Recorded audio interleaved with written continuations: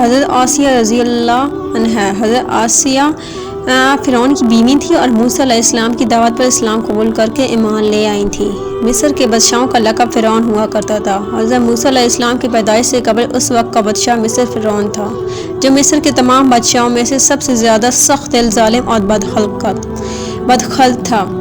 ایک دن فرعون نے خواب دیکھا کہ بیت المقدس کی جانب سے ایک آگ نکلی ہے جس نے مصر کا احاطہ کر لیا اور تمام فرعونیوں کو جلا دیا ہے، لیکن بنی اسرائیل کو اس نے کوئی نقصان نہ پہنچایا۔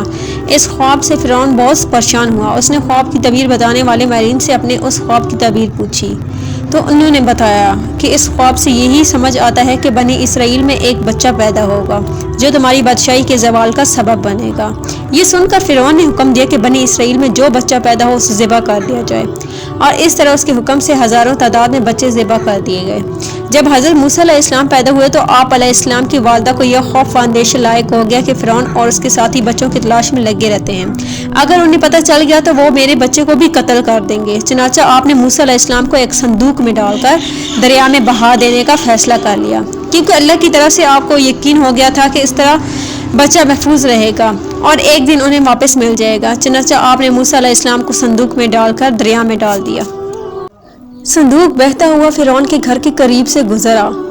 دریا کے کنارے فرعون کی لونڈیاں اور زوجہ آسیہ رضی اللہ عنہا بیٹھی تھیں۔ چنانچہ صندوق دیکھ کر لونڈیاں نے صندوق کو دریا سے نکال لیا اور حضرت آسیہ کے سامنے رکھ دیا۔ آپ نے صندوق کھول کر پردہ اٹھا کر دیکھا تو بچے کی نورانی چہرے کو دیکھ کر حیران رہ گئے، جو نور نبوت سے جگمگا رہا تھا۔ آپ کے دل میں اس کی محبت پیدا ہو گئی۔ آپ نے اس پر جانو دل سے فریقہ ہو گئی۔ جب فرعون گھر آیا اور اس سے اس بچے کے متعلق بتایا گیا تو اس نے حکم دیا کہ فوراً اسے قتل کر دیا جائے، مگر حضرت آسیہ نے بچے کی جان بخشنے کی التجا کی اور فرمایا کہ میرے لیے اس بچے کی جان کو بخش دیں اور اسے قتل نہ کریں۔ آپ نے فرعون کی یہ تجویز پیش کی کہ کیونکہ ہماری کوئی اولاد نہ تھی تو کیوں نہ ہم اسے اپنا بیٹا بنا لیں، یہ ہم دونوں کی آنکھوں کی ٹھنڈک ہے، اسے قتل نہ کریں، شاید ہمیں نفع دے۔ چنانچہ فرعون نے حضرت آسیہ کی اس تجویز کو قبول کرتے ہوئے موسیٰ علیہ السلام کو قتل کرنے کا ارادہ بھی ترک کر دیا، اور اس طرح حضرت آسیہ نے حضرت موسیٰ علیہ السلام کی پرورش کی ذمہ داری سنبھال لی۔ ایک مرتبہ بچپن میں فرعون نے موسیٰ علیہ السلام کو گود میں لے کر پیار کرنا چاہا تو آپ علیہ السلام نے اس کی داڑھی پکڑ کے کھینچی تو فرعون کو شک ہو گیا کہ کہیں یہ وہی بچہ تو نہیں ہے کہ میری سلطنت کا خاتمہ کرے گا۔ چنانچہ اس نے آپ علیہ السلام کو قتل کرنے کا ارادہ کیا تو حضرت آسیہ تڑپ کر آگے بڑھی اور فرمایا، فرعون یہ تو بچہ ہے، اس کی حرکت پر نہ جائیے۔ چنانچہ فرعون نے پھر آپ علیہ السلام کی قتل کا ارادہ کر دیا۔ موسیٰ علیہ السلام جب جوان ہوئے اور اللہ عز و جل نے اظہار نبوت اور دعوت اسلام تو حکم پہنچایا تو بہت سے لوگ آپ علیہ السلام پر ایمان لے آئے، تو انہیں بھی فرعون کی بیوی حضرت آسیہ رضی اللہ عنہا بھی تھی، مگر انہوں نے فرعون کی ظلم ستم کے اندیشے کے تحت اپنا ایمان اس سے چھپا کر رکھا۔ مگر کسی طرح اسے خبر ہو گئی تو اس نے حضرت آسیہ پر زور دینا شروع کر دیا کہ دین موسیٰ سے انکار کر دو، مگر آپ نے اس کا کہنا نہ مانا۔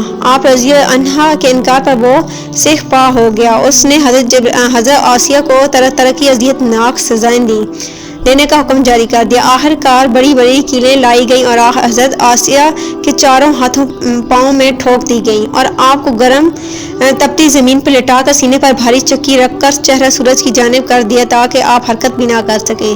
آج آپ کو سخت ظلم و ستم کا نشانہ بنایا گیا، مگر آپ نے دین حق کی راہ میں تمام اذیتوں اور تکلیفوں کو صبر سے برداشت کیا۔ آپ کے حوصلے میں ذرا برابر کمی نہ آئی، بلکہ آپ نے جواب میں فرعون سے فرمایا، تو نے اگرچہ میرے بدن پر قابو پا لیا ہے لیکن میرا دل میرے رب کی حفاظت میں ہے، اگر تو میرے جسم کے ٹکڑے ٹکڑے بھی کر دے تب بھی میں تیرے ایمان اور محبت الہی میں کمی نہیں ہوگی بلکہ اضافہ ہی ہوگا۔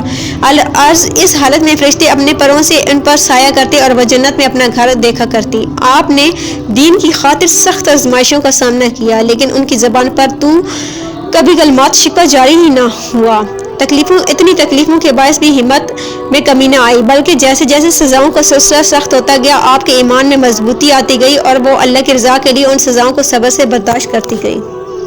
ایک مرتبہ اس حالت میں موسیٰ علیہ السلام ان کے سامنے سے گزرے تو بی بی آسیہ نے ان کو آواز دی اور کہا، اے اللہ عز و جل کے نبی، مجھے بتائیے کہ میرا رب مجھ سے راضی ہے یا ناراض ہے۔ انہوں نے ارشاد فرمایا کہ اے آسیہ، آسمان کے فرشتے تیرے انتظار میں ہیں اور اللہ عز و جل ان کے سامنے تجھ پر فخر فرما رہا ہے، تو اللہ تعالیٰ سے اپنی حاجت کا سوال کر، تو تو آپ رضی اللہ عنہ نے برگاہ الہی میں دعا فرمائی، اے میرے رب، میرے لیے جنت میں گھر تعمیر کر دے اور مجھے فرعون کے ظلم اور ظالم قوم سے نجات عطا فرما۔ چنانچہ اللہ تعالیٰ نے انہیں خوب نجات عطا فرمائی اور جنت میں ان کا رتبہ بلند فرمایا۔ انہیں اپنے زمانے میں جنت کی عورتوں کا سردار بنایا۔ وہ جنت میں جہاں چاہیں کھاتی پیتی ہیں اور گھومتی پھرتی ہیں۔ اللہ عز و جل ان پر رحمت اور ان کے صدقے ہمارے بلا حساب آفت فرمائے، آمین۔